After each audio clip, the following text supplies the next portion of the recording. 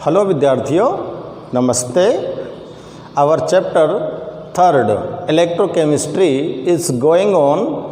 This chapter is complete. ये बिल्कुल finish होने को ये चैप्टर प्रीवियस वीडियो में भी मैंने आपको बताया था। इसमें एक आध क्वेश्चन मैं आपको यहाँ पर बता देता हूँ। आपने देखा था कि कोरोजन किस तरह से होता है। आयरन के ऊपर जो रस्टिंग होती है वो किस प्रकार से होती है, रस्टिंग ऑफ आयरन्स को आपको एक्सप्लेन किया था। तो यहाँ पर मैं आपको थोड़ा सा ही बता देता हूँ कि methods to prevention from corrosion से किसी भी मेटल को हम किस प्रकार से प्रिवेंट कर सकते हैं। तो उसके लिए कुछ मेथड्स हैं, वो मेथड्स आपको यहाँ पर मैं बता देता हूँ। ठीक है स्टूडेंट्स, तो आप लिखेंगे methods of prevention, methods of prevention from corrosion of metals का जो कोरोजन होता है उससे कोरोजन से बचाने के लिए कौन कौन से मेथड को हम यूज कर सकते हैं। तो देखो, the surface of metal is polished, the surface of metal is polished by oil, grease, colour, oil, grease, colour, paint, etc. So metal surface does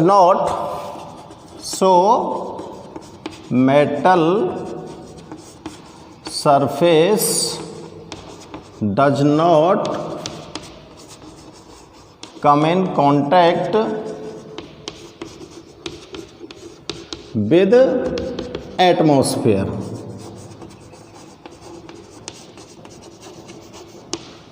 यानी कि आपको किसी भी मेटल को अगर कोरोड होने से बचाना है तो आपको क्या करना पड़ेगा, उस मेटल को आप या तो ऑयल लगा दीजिए, ग्रीस लगा दो, कलर कर दो या पेंट कर दो उसके ऊपर।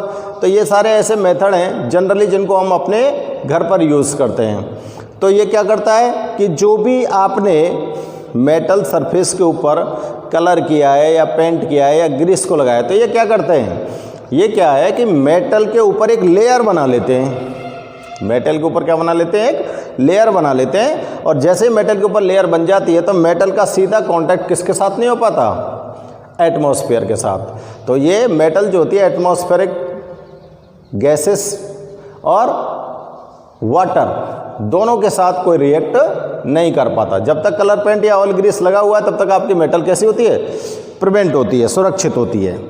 ठीक है ना। और सेकंड मेथड है by galvanization method. By galvanisation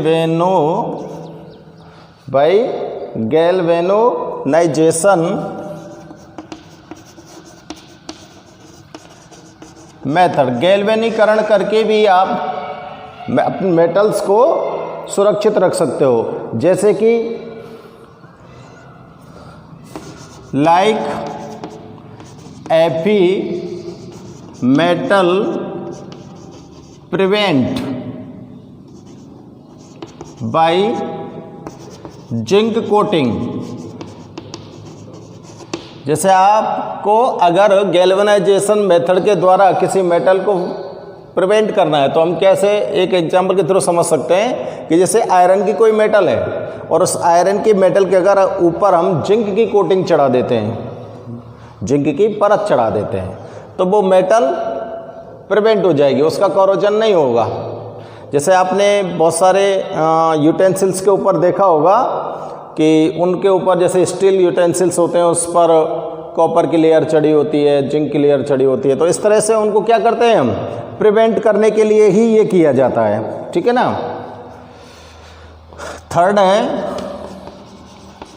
metals can be prevent by metals can be prevent by electroplating method. Electroplating method, electroplating method के द्वारा भी हम मेटल्स को प्रिवेंट कर सकते हैं। फोर्थ लिख सकते हैं हम यहाँ पर by electrochemical method, by electrochemical method, electrochemical method के द्वारा भी प्रिवेंट कर सकते हैं। और इस मेथड को हम किस नाम से जानते हैं? This method is known as cathodic prevention. इस मेथड को किस नाम से जानते हैं हम? Cathodic prevention. तो ये मेथड्स आपको कुछ लिखने हैं जिनसे हम किसी भी मेटल को कोरोड होने से प्रिवेंट कर सकते हैं। ठीक है, ये नोट कीजिए आप।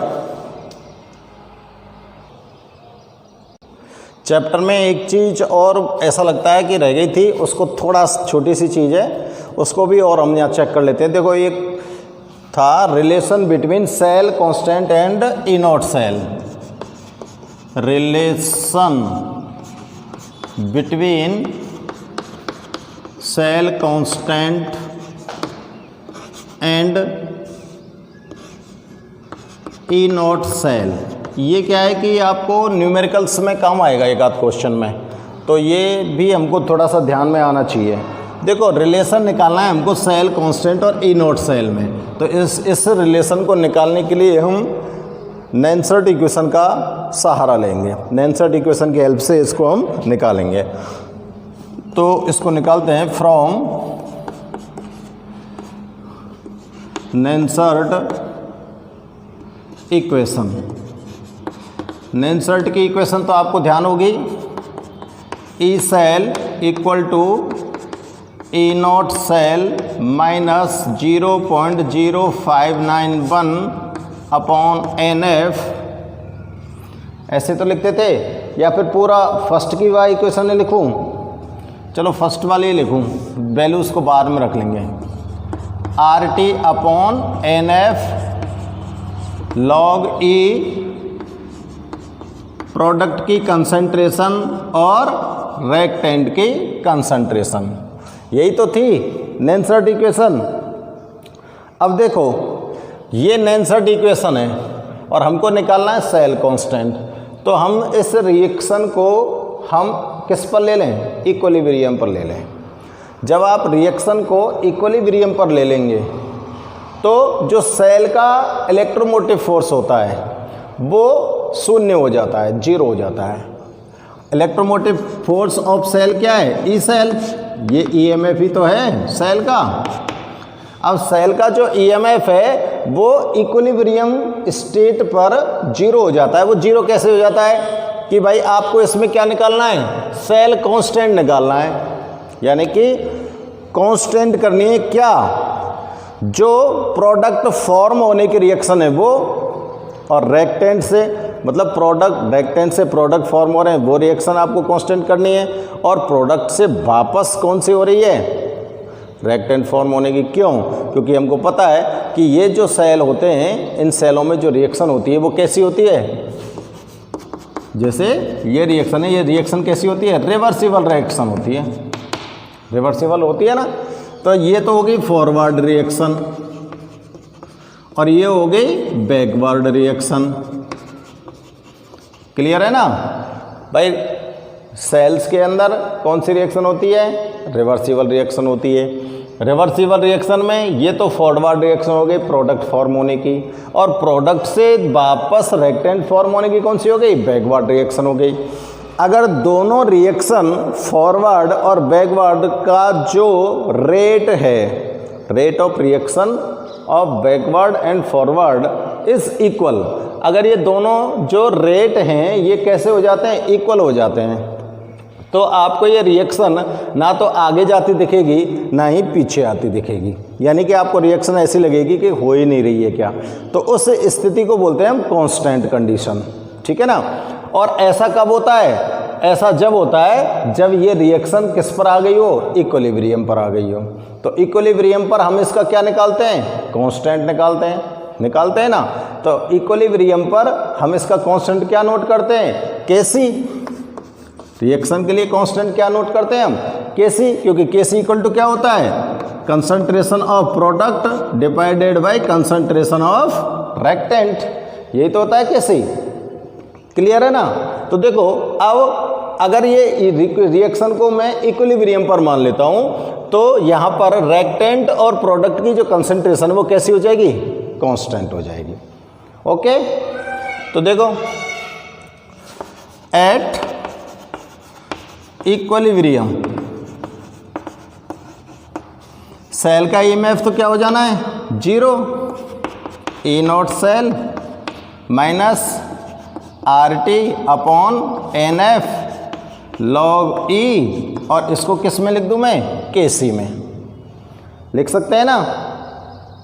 अब R, T और F इन सब की वैल्यूज जब हम रखते हैं तो आपके पास जो नेंसर्ट इक्वेशन आई थी वो क्या आई थी? Minus 0.0591 divided by n log 10 Kc, यही तो आई थी। अरे यही तो आई थी आपको। अब इसमें से आपको किसकी वैल्यू निकालनी है? कांस्टेंट की, Kc की वैल्यू निकालनी है ना। तो log Kc इक्वल टू क्या हो जाना है बताओ? log 10 Kc, क्योंकि log 10 की वैल्यू तो 1 होती है, आपको पता ही है, इसलिए जो भी Kc आएगा उसमें 1 से मल्टीप्लाई हो जाएगा, कोई फर्क नहीं पड़ेगा।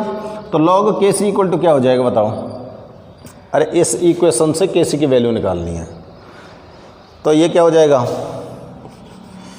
n E naught cell divided by 0.0591, ये वाला रिलेशन आता है किसके बीच में?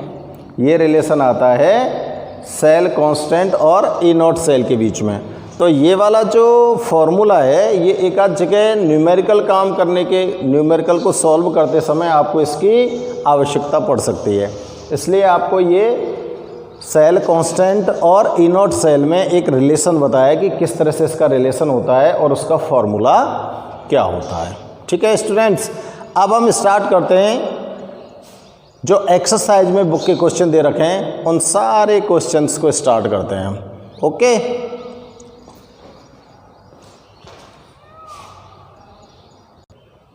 तो देखो एमसीक्यू क्वेश्चन से स्टार्ट कर रहा हूं मैं। पहला क्वेश्चन कह रहा है आपका कि which of the following is not conductor. पहला क्वेश्चन है which of the following is not conductor. Which of following is not conductor. देखो इसमें आपको ऑप्शन दे रखा है a copper metal, b NaCl aqueous,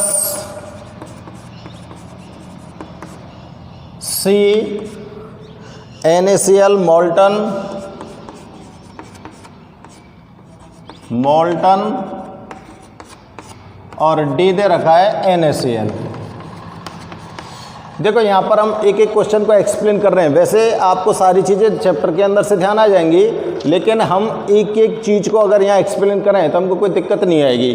अब आपको क्या सेलेक्ट करना है इसमें से जो कंडक्टर नहीं है, नॉन कंडक्टर कौन है। देखो अब चेक करो, कॉपर मेटल है, मेटल इलेक्ट्रिक कंडक्टर होती हैं, हीट की कंडक्टर भी होती हैं, ठीक है ना। NaCl एक्वस, सोडियम क्लोराइड का जो एक्वस सॉल्यूशन होता है उसका आपको पता ही है कि सोडियम क्लोराइड एक साल्ट है, और साल्ट का जो एक्वस सॉल्यूशन होता है उसके अंदर ये साल्ट क्या रिलीज करता है? आयंस रिलीज करता है। जब सॉल्यूशन के अंदर आयंस रिलीज हो जाएंगे तो वो निश्चित रूप से इलेक्ट्रिक को कंडक्ट करेगा। क्लियर है ना बात? तो भाई इसका आयनाइजेशन हो जाएगा और आयनाइजेशन हो जाएगा तो इलेक्ट्रिक को कंडक्ट कर सकता है, क्योंकि आयंस फॉर्म हो गए और इलेक्ट्रिक को कंडक्ट करने के लिए या तो इलेक्ट्रॉन चाहिए या आयंस चाहिए। ठीक है ना। NaCl मोल्टन स्टेट के अंदर भी ऐसा ही हो सकता है, मोल्टन स्टेट के अंदर भी ऐसा ही हो सकता है, इसके आयन रिलीज हो सकते हैं। तो इस कंडीशन में भी ये क्या कर सकता है, इलेक्ट्रिक को कंडक्ट कर सकता है। लेकिन डी ऑप्शन में आपको दे रखा है ओनली NaCl अगर सॉलिड स्टेट में प्रेजेंट है ये साल्ट, तो आपको ये ध्यान में होना चाहिए कि प्रीवियस क्लासेस में भी हम पढ़ चुके हैं कि जो NaCl सॉलिड स्टेट में प्रेजेंट होता है वो इलेक्ट्रिक को कंडक्ट नहीं करता है, क्योंकि सॉलिड स्टेट में ये अपने आयंस रिलीज नहीं कर पाता है, और जब ये आयंस रिलीज नहीं करेगा तो इलेक्ट्रिक को भी कंडक्ट नहीं कर सकता।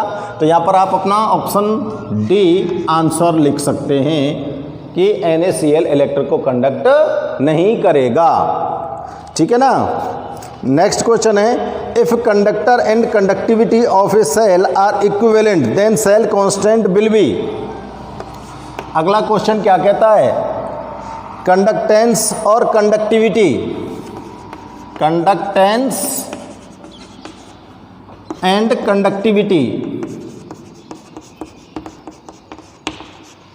किसी भी सेल के लिए क्या है,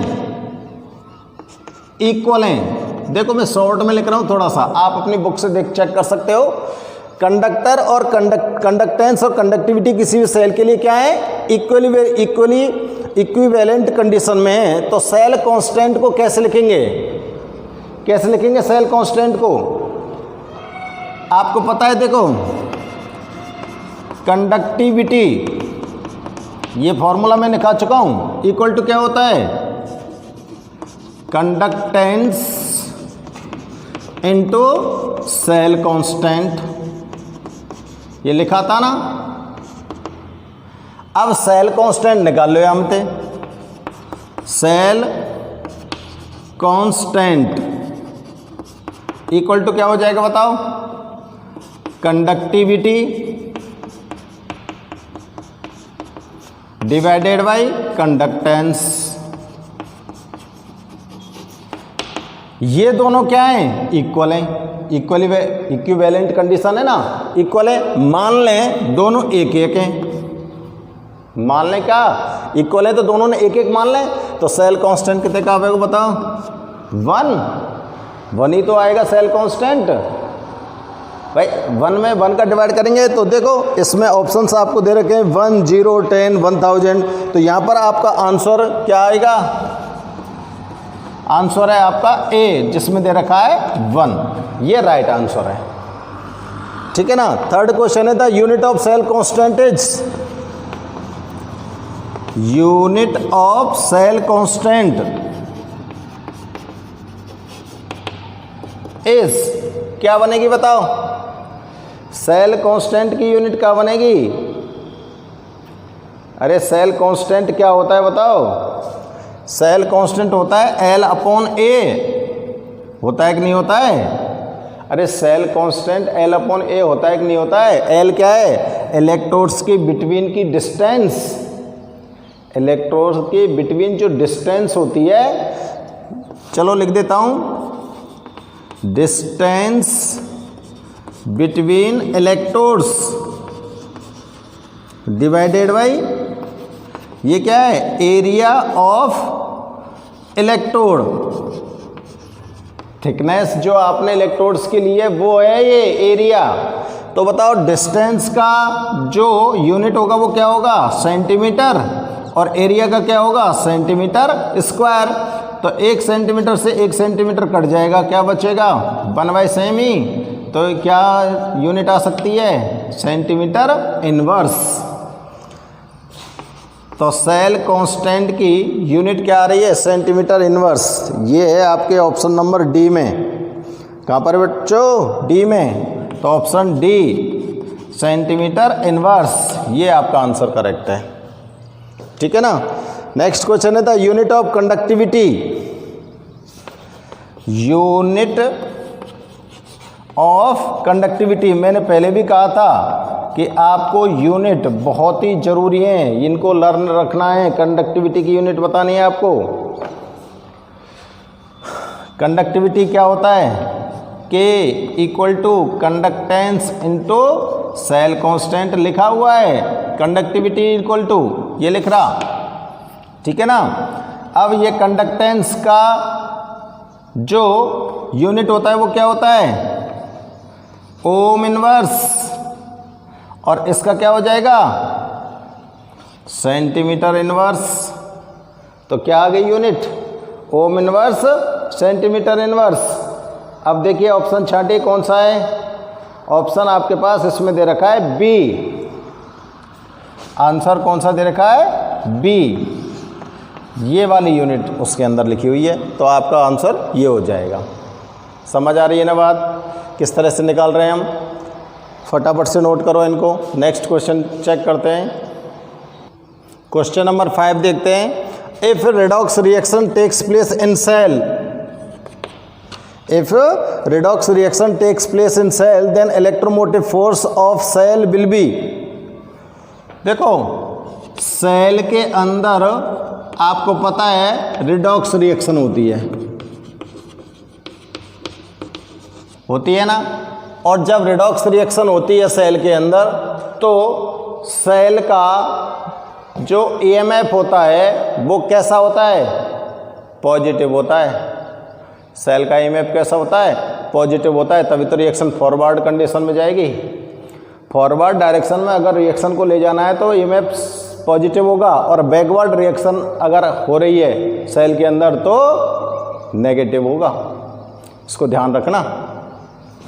अगर सेल के अंदर रिडॉक्स रिएक्शन हो रही है तो इस समय EMF of cell is positive.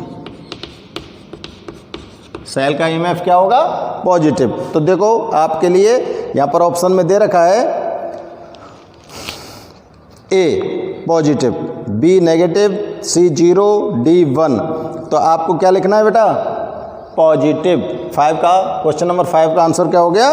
Positive. Question number 6 देखो, बहुत ही अच्छा क्वेश्चन है, ध्यान से चेक करना। Which statement will be correct for the cell made up of zinc and copper on the basis of electrochemical series. Electrochemical series के अनुसार zinc और कॉपर का सेल बना हुआ है। उसके लिए आपको यहाँ पर 4 कथन दे रखे हैं, 4 स्टेटमेंट दिए हैं। इन चारों स्टेटमेंट में से कौन सा स्टेटमेंट सही है उसको आपको टिक करना है। क्लियर आ गई बात समझ में? तो आपको क्या बनाना है? इलेक्ट्रोकेमिकल सेल बनाना है। तो देखो ध्यान करो, क्वेश्चन नंबर 6 के लिए देखें। एक कंटेनर, दूसरा कंटेनर, ठीक है ना। इसके अंदर ये इलेक्ट्रोड और इसके अंदर ये इलेक्ट्रोड। दोनों इलेक्ट्रोडों को क्या कर देंगे? आउटर सर्किट में कनेक्ट कर देंगे। और दोनों के अंदर क्या भरा था आपने? अरे एक डैनियल सेल नहीं बनाया था क्या आपने? ये तो जिंक हो गया, ये कॉपर हो गया। इसके अंदर जिंक सल्फेट आपने फिल किया था, इसके अंदर कॉपर सल्फेट फिल किया था, और बीच में क्या लगाया था बताओ? Salt bridge. तो ये बन गया आपके लिए सेल, ठीक है ना। यही सेल तो बन गया।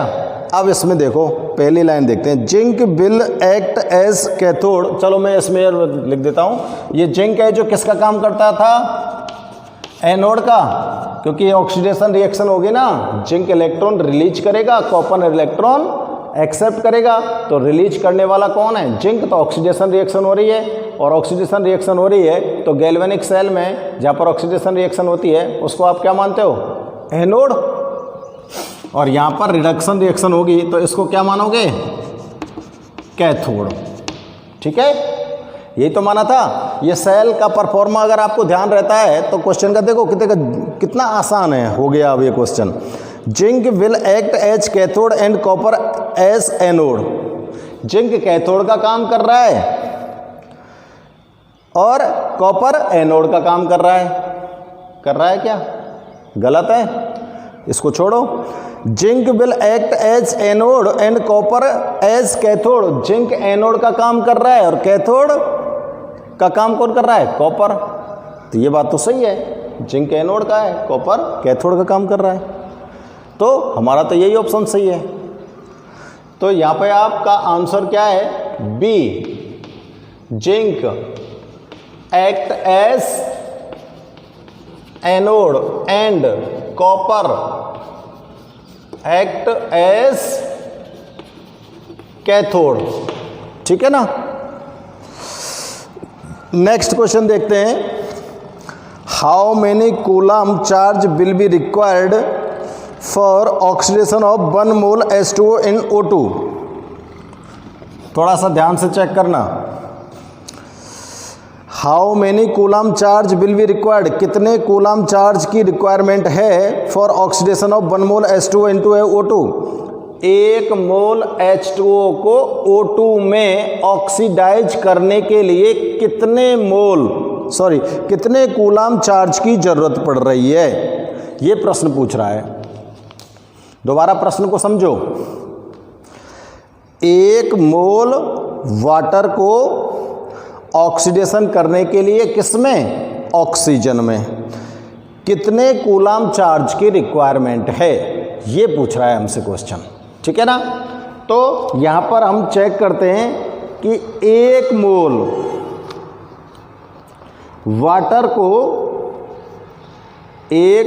वाटर को ऑक्सीजन में ऑक्सीडाइज करने के लिए आवश्यक मोल्स ऑफ वाटर। तो देखिए, अगर हम कोई कंटेनर में वाटर ले लें, यहाँ माना यहाँ में हमने 1 मोल वाटर ले लिया। ठीक है, मान लेते हैं इसके अंदर आपने 1 मोल वाटर ले लिया और इसका आप इलेक्ट्रोलाइसिस करा रहे हो। तो ये अगर एनोड है और ये अगर कैथोड है, तो यहाँ पर क्या होगा बताओ? यहाँ पर हाइड्रोलाइसिस होगा तो हाइड्रोजन आयन बनेंगे, हाइड्रोक्साइड आयन बनेंगे। अब ये हाइड्रोक्साइड आयन तो किस तरफ जाएंगे? एनोड की तरफ। हाइड्रोजन आयन किस तरफ जाएंगे? कैथोड की तरफ। अब अगर हम 1 मोल वाटर का हाइड्रोलाइसिस कराते हैं, ध्यान दो है ना मेरी बात पर, ठीक है ना। ये 1 मोल के लिए अगर मैं मान लूँ अगर 2 मोल वाटर का हाइड्रोलाइसिस कराते हैं इस तरह से हम, तो आपको यहाँ पर जो हाइड्रोजन आयन होंगे और हाइड्रोक्सिल आयन होंगे वो कितने ऑप्टेन होंगे? देखो 2 मोल ही तो हाइड्रोजन आयन आपको ऑप्टेन होंगे और 2 मोल ही आपको हाइड्रोक्साइड आयन ऑप्टेन होंगे। समझ में आ गई बात? अगर आपने 2 मोल पानी लिया है तो उससे 2 मोल तो हाइड्रोजन आयन आपको ऑप्टेन होने और 2 मोल ही हाइड्रोक्साइड आयन ऑप्टेन होने हैं आपको। ये तो क्लियर है, ठीक है ना। अब इसके बाद देखते हैं जो एनोड है, समझ में आ रही है? एनोड पर कौन पहुंच गए? 2 मोल हाइड्रोक्साइड आयन पहुंच गए कि ना पहुंच गए एनोड पर। चलो मैं यहाँ पर 2 लिख देता हूँ, ठीक है ना, जाते तुमने ध्यान रहे। अब यहाँ पर हाइड्रोक्साइड जो आयन है वो 2 मोल है और वे कहाँ पहुँच गए? एनोड पर। अब एनोड पर जब ये पहुँच जाते हैं तो यहाँ पर क्या रिएक्शन होती है? यहाँ पर देखो ये हाइड्रोक्साइड आयन जो हैं ये कन्वर्ट होते हैं water molecule plus oxygen plus 2 electron release करते हैं। यहाँ से क्या करते हैं? ये 2 इलेक्ट्रॉन रिलीज करते हैं। ठीक है ना, समझ में आ रही है। ये 2 इलेक्ट्रॉन ये ऑलरेडी एक्सेप्ट किए हुए हैं और इस जगह पर जब एनोड पर पहुंच जाता है तो ये वाटर मॉलिक्यूल बनाता है, ऑक्सीजन का एक मॉलिक्यूल बनाता है और 2 इलेक्ट्रॉन्स को क्या कर देता है, ये रिलीज कर देता है। अगर इसने 2 इलेक्ट्रॉन रिलीज कर दिए तो कैसे लिख सकें हम, चूंकि अब अगर 2 मोल हाइड्रोक्साइड आयन 2 इलेक्ट्रॉन रिलीज कर रहे हैं तो 1 मोल हाइड्रोक्साइड आयन कितने इलेक्ट्रॉन रिलीज करेगा, 1 मोल इलेक्ट्रॉन रिलीज करेगा ना, ठीक है ना। तो कैसे लिखें, चूंकि essential electron for 2 mole H2O, essential electron for 2 mole H2O, 2 मोल पानी 2 मोल H2O को के अंदर से कितने इलेक्ट्रॉन रिलीज हो रहे हैं, 2 इलेक्ट्रॉन। इसलिए फॉर 1 मोल, 1 मोल के लिए कितने इलेक्ट्रॉन रिलीज होंगे, 1 इलेक्ट्रॉन। और 1 इलेक्ट्रॉन जो होता है n नंबर ऑफ इलेक्ट्रॉन से ना, और n इलेक्ट्रॉन की जो वैल्यू होती है, जो इस पर चार्ज होता है वो कितना होता है, n इक्वल टू क्या होता है, 1f। n इक्वल टू क्या होता है, 1f, 1 फेराडे तो होता है इसका चार्ज। तो 1 इलेक्ट्रॉन अगर यहाँ पर आता है तो इसको मैं 1f लिख सकता हूँ।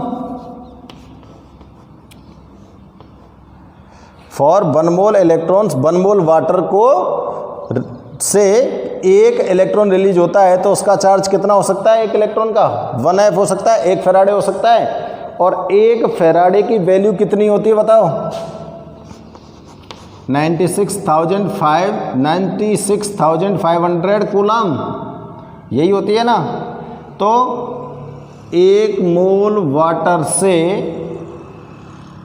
ध्यान से सुनना फिर पीछे, 1 मोल वाटर से ऑक्सीजन को ऑक्सीडाइज करने के लिए, इस ऑक्सीजन को ऑक्सीडाइज करने के लिए कितने चार्ज की एसेंशियलिटी है, 96,500 कूलम की, ठीक है ना। अब देखो ये आपको 96.5 × 10⁻³ इस तरह से भी नोट मिल सकता है, ध्यान से देना मेरी बात को। और ये आपको 9.65 10⁻⁴ इस तरह से भी नोट मिल सकता है। किस तरह से भी हो सकता है, देखो पॉइंट को बढ़ा रहे हैं हम, पीछे उसी हिसाब से 0 बढ़ जाती हैं। तो आपको यहाँ पर ऑप्शन में ये वैल्यू दे रखी है 9.65 × 10⁻⁴ कूलम। तो ये इतनी, यही वैल्यू है ये। तो आपका जो ये आंसर है ये दे रखा है बच्चों, आंसर बी में। और बी में जो वैल्यू लिखी है वो ये लिखी हुई है। ये 1 फेराडे की वैल्यू तो है, इसी की वैल्यू तो है ये। तो 1 मोल वाटर से ऑक्सीजन को ऑक्सीडेशन करने के लिए कितने चार्ज की एसेंशियलिटी होगी, 1 फेराडे, ठीक है ना। तो नोट करो इनको। अगला क्वेश्चन दे रखा है, which layer is electroplated at iron sheet.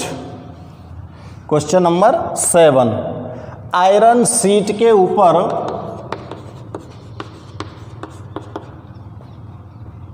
किस मेटल को की परत चढ़ाई जाएगी इलेक्ट्रोप्लेटिंग मेथड के द्वारा। देखो which layer is electroplated at iron sheet, तो आयरन शीट पर जो इलेक्ट्रोप्लेटिंग से, इलेक्ट्रोप्लेटिंग मेथड से जो लेयर चढ़ाई जाएगी, जो लेयर चढ़ाई जाएगी वो किसकी होनी चाहिए, ये आपको ध्यान देना है बेटा इस जगह पर। आयरन को हमें कॉरोड होने से बचाना है, रस्ट होने से बचाना है। तो आयरन को का कोरोजन अगर हमको रोकना है तो उसको इलेक्ट्रोप्लेटिंग मेथड से प्रिवेंट करते हैं। और इलेक्ट्रोप्लेटिंग मेथड में आयरन के लिए किस मेटल का यूज़ करें? तो यहाँ पर ऑप्शन दे रखे हैं कार्बन, कॉपर, जिंक और निकिल। कार्बन, कॉपर, जिंक और निकिल, ये ऑप्शन आपको दे रखे हैं। तो देखो एक चीज़ हमको ध्यान रखना है कि अगर हमको आयरन को प्रिवेंट करना है कोरोजन से, तो हम आयरन के ऊपर उस मेटल की लेयर को इलेक्ट्रोप्लेट करेंगे जो आयरन से मोर रिएक्टिव है। आयरन से मोर रिएक्टिव मेटल की लेयर को उसके ऊपर इलेक्ट्रोप्लेट करेंगे। ध्यान रखना। समझ आ रही है बात? समझ आ रही होगी।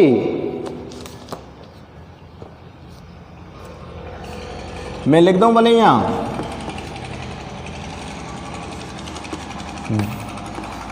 विच मेटल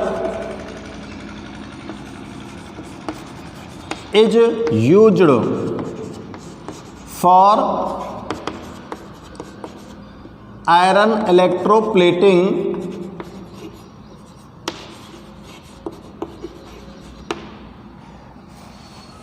विच मत लगाओ, the metal which is used, the metal which is used for electroplating, Fe electroplating, that is more reactive than iron। जिस मेटल को आप आयरन के ऊपर इलेक्ट्रोप्लेट करने के लिए यूज़ कर रहे हो वो आयरन से मोर रिएक्टिव होनी चाहिए। अब देखो इसमें कार्बन, कार्बन तो नॉन मेटल है, इसका तो यूज़ करेंगे नहीं। कॉपर, कॉपर आयरन से लेस रिएक्टिव होता है, ठीक है। जिंक, जिंक आयरन से मोर रिएक्टिव होता है। निकिल, ये भी लेस रिएक्टिव है, ठीक है ना। तो आप किसकी लेयर को इलेक्ट्रोप्लेट कर सकते हो? जिंक लेयर को। तो आपका आंसर क्या हो जाएगा? Zinc metal is used for iron electroplating, ठीक है। एक रिएक्टिविटी सीरीज होती है, उस रिएक्टिविटी सीरीज के अकॉर्डिंग हम मेटल्स की रिएक्टिविटी को जानते हैं। जो रिएक्टिविटी सीरीज में मेटल्स ऊपर आती हैं वो तो मोर रिएक्टिव होती हैं, और जैसे जैसे हम नीचे चलते आते हैं उस सीरीज के अंदर तो उनकी जो रिएक्टिविटी है वो मेटल्स की धीरे धीरे डिक्रीज होती जाती है, ठीक है ना। तो आयरन से जो नीचे आएंगी उस सीरीज के अंदर वो तो सब लेस रिएक्टिव है, और आयरन से जो ऊपर आएंगी वो सब मोर रिएक्टिव है। क्लियर है ना। नेक्स्ट क्वेश्चन क्या कह रहा है? Which of the following mixture represent rusting of iron? Rusting of iron, iron के ऊपर जो जंग लगती है, रस्ट होती है, उसका मिक्सचर बताना है। मिक्सचर को किस तरह से रिप्रेजेंट कर सकते हैं हम? तो देखो आयरन पर जो रस्ट होती है, आयरन पर जो रस्ट है उस रस्ट को आप किस तरह से डिनोट करते हो? Fe2O3XH2, ठीक है ना। ये रस्टिंग ऑफ आयरन ही तो है, ये रस्ट का फॉर्मूला है। अब ये जो X है ये नंबर ऑफ वाटर मॉलिक्यूल्स है। अगर हम इसको मान लें 3H2O तो ये आपकी रस्ट हो गई, ठीक है ना। ये आपकी क्या हो गई? रस्ट हो गई। अब यहाँ पर आप लोग ये चेक कीजिए कि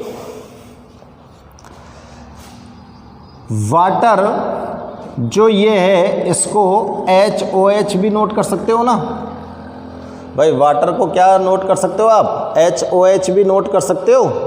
क्लियर है ना। जब HOH इसको नोट कर सकते हो तो जंग, ये जो रस्ट है, इस रस्ट में अगर मान लें, अगर रस्ट के अंदर मान लें कि H2O, चलो मैं लिख ही देता हूँ, इफ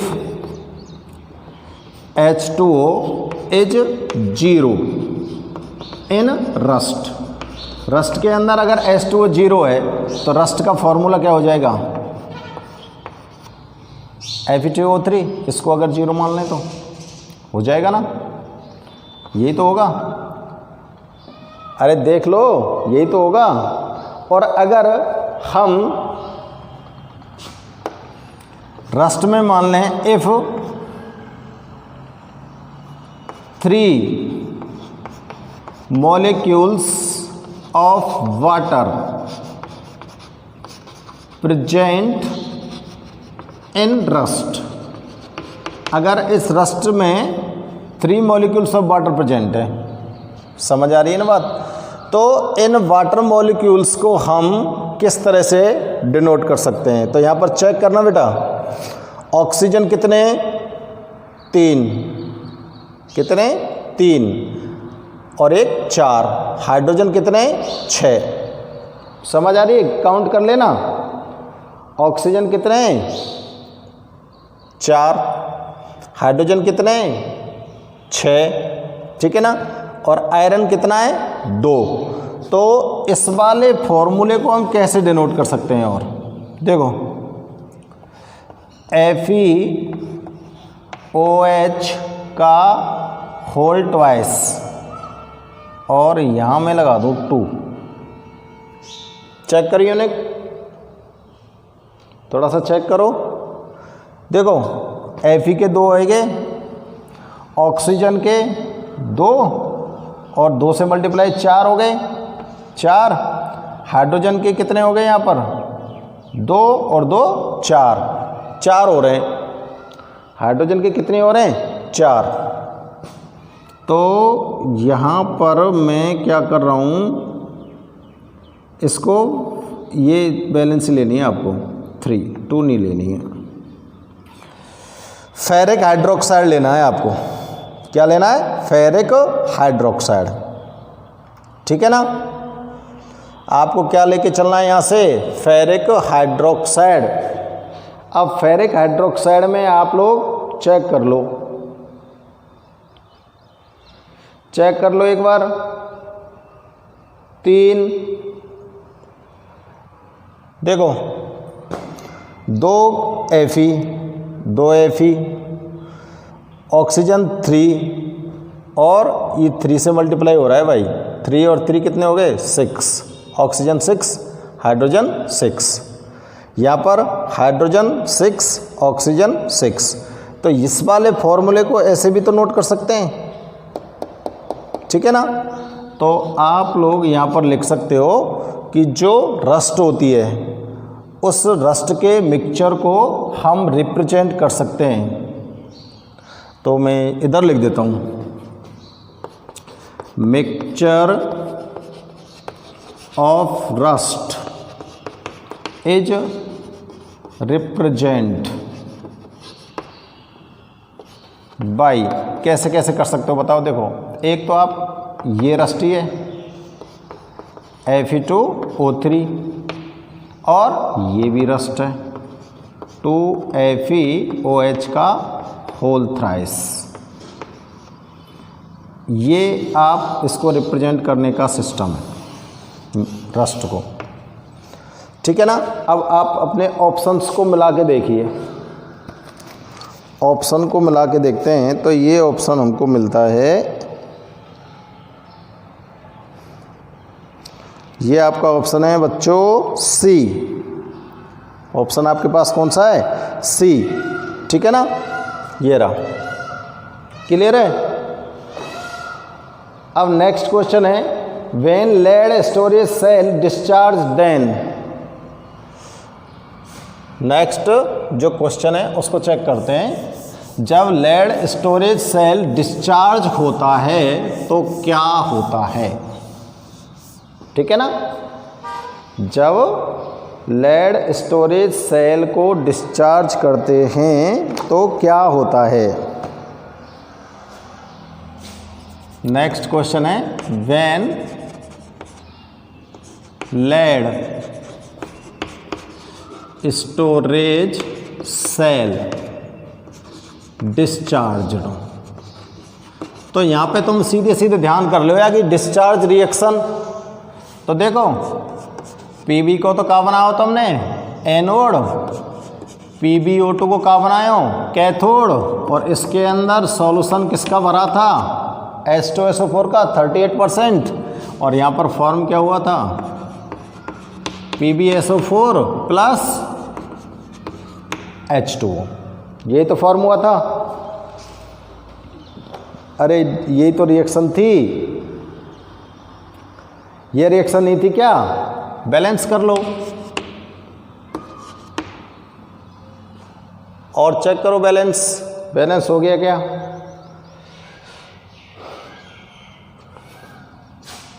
टू हो गया ना SO4 2, तो इसको भी हमने क्या करना पड़ेगा 2, ठीक है ना।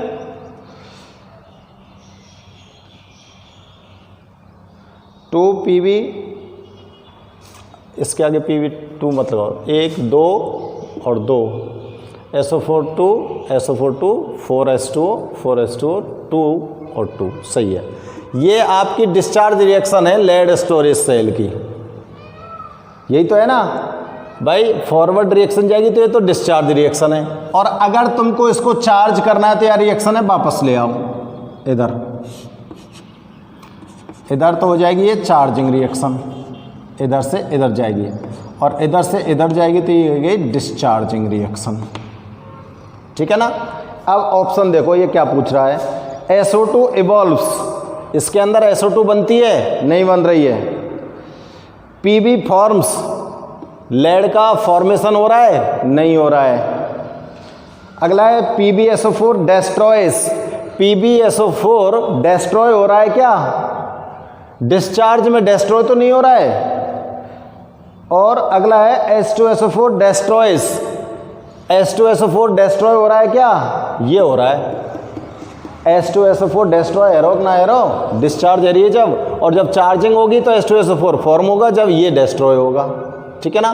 तो हम डिस्चार्ज के लिए ध्यान करें, तो इसमें आपके पास जो ऑप्शन है वो डी दे रखा है, H2SO4 डेस्ट्रॉयज, ठीक है। H2SO4 क्या हो रहा है यहाँ पर? नष्ट हो रहा है। तो ये लेड स्टोरेज सेल के बारे में आपको यहाँ पर नोट कर दिया, ठीक है ना स्टूडेंट्स, नोट करो इसको। अब देखो आपके जो MCQ क्वेश्चन थे वो तो यहाँ पर सारे सॉल्व हो गए, MCQ क्वेश्चंस। अब यहाँ पर ऐसे टाइप क्वेश्चन है, अगर उन सारे क्वेश्चंस को सॉल्व करेंगे तो वीडियो थोड़ा लंबा हो जाएगा, इसलिए इस वीडियो को यहीं पे फिनिश करते हैं हम, ठीक है ना। बुक क्वेश्चन हम एक एक क्वेश्चन को करेंगे और आपको एक एक क्वेश्चन को एक्सप्लेन करेंगे आप लोग ठीक ढंग से। और ये क्वेश्चन करना इसलिए महत्वपूर्ण है कि केमिस्ट्री का सिस्टम बदल चुका है। केमिस्ट्री के अंदर जो क्वेश्चन आते हैं वो आजकल बड़े क्वेश्चन नहीं आते, एक एक नंबर के क्वेश्चन डिवाइड होकर आते हैं, ठीक है ना। इसलिए प्रत्येक क्वेश्चन को आपको बड़े ढंग से करना है। Okay students.